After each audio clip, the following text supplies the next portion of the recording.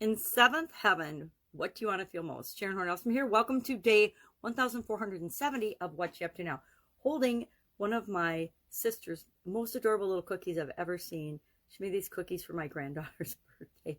Yesterday, we had the party over at her house because she has a lot of space. Great house for entertaining. And we did a rubber ducky theme because my granddaughter likes the word duck. So we have lots of ducks. So I'll probably use ducks in my videos for a while because they're fun props. I'm trying to think, but I think this one might be my favorite, the Sunday duck. Or the party duck. I don't want to be the lamb duck.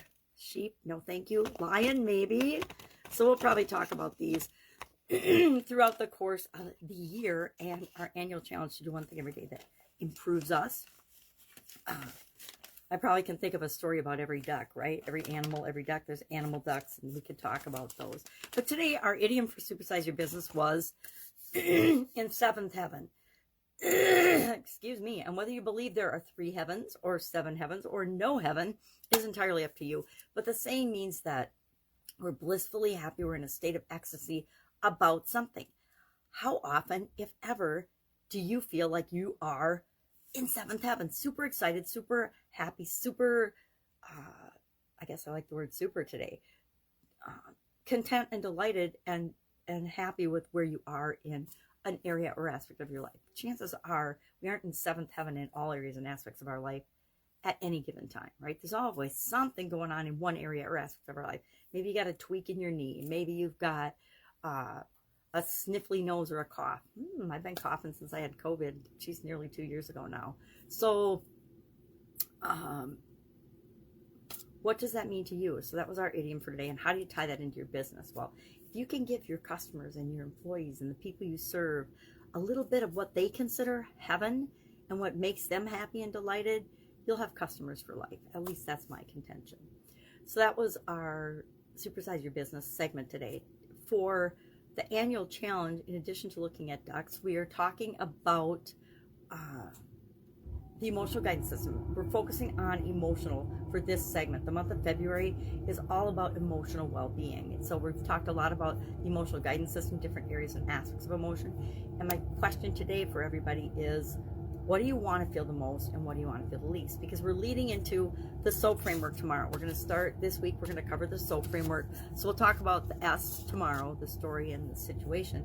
But you have to know and have to pick one thing that you want to work on as you go through the SOAP framework when you're learning it. You don't have to, but it's a lot easier to go through it one thing at a time than try to go through it with everything or every area and aspect of our life, right? So that's why I want us to segment it out. So just said, okay, what is the one feeling, the one emotion you want to feel? Or we're going to brainstorm a list of what are some of the emotions you want to feel often. What are the emotions you're okay if you don't hardly ever, if ever, feel them? I don't ever want to feel hatred, right, toward anybody or anything. I guess that's just, I didn't share that, but that's one I just thought of. I don't want to have to muster up the energy to hate anyone or anything. It's just, I don't want to feel that. So that would go on my list of, I just don't ever want to feel this. And I always want to feel love as often as I can, right? Love in the different areas and aspects. I want to experience love, appreciation, gratitude, joy, comfort, happiness. I want to feel those every day if I possibly can. And success, right?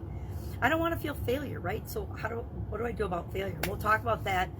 I think more in the segment. I think next month we're talking about thoughts and mental well-being and health. And we'll talk about that a little bit more in terms of how do we use our mind and our brain and our habits to change and absolutely choose not to feel the emotions we don't want to. This month, we're going to find out where are they, what do we want, what do we not want, use the SOAP framework, and what can we do to start feeling more of what we do want and feeling less of what we don't want. So that is the annual challenge. Do one thing every day that improves us. Working on a couple of big projects I'm super excited about, but I'm not going to share them yet. And my day's all mapped out, so I better sign off. We've got guests from the party, so I will be with you tomorrow. If I can help you in any way, ask. Otherwise, have an absolutely fantastic day. It's Monday. Mondays are always fun.